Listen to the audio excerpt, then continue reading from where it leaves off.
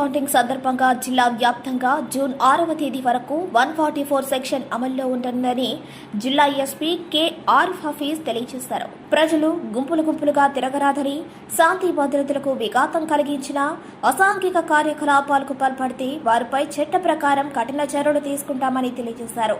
ఎటువంటి అవాంఛనీయమైన సంఘటనలకు తావు లేకుండా ప్రశాంత వాతావరణంలో కౌంటింగ్ ప్రక్రియ జరిగేందుకు పోలీసు వారికి ప్రజలు సహకరించాలని కోరారు.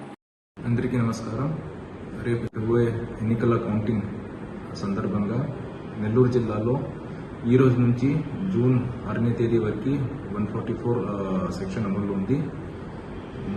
నెల్లూరు జిల్లా పోలీస్ తరపు నుంచి మన ప్రజలకి మనవి, ఎవరు అనవసరంగా బయట తిరగండి. 144 సెక్షన్ అమలు ఉంది కాబట్టి అన్ని పోలీస్ పికెట్స్ ఉన్నారు, మొబైల్ పెట్రోలింగ్ కూడా నడుస్తుంది. సో ఎవరైనా ఈ అన్లాఫుల్ అసెంబ్లీగా గ్యాదర్ అయితే డెఫినెట్లీ వాళ్ళ మీద కఠిన చర్యలు తీసుకుంటాము.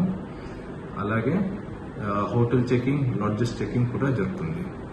సో దీని సందర్భంగా క్రిమినల్ యాక్షన్ ఉంటుంది.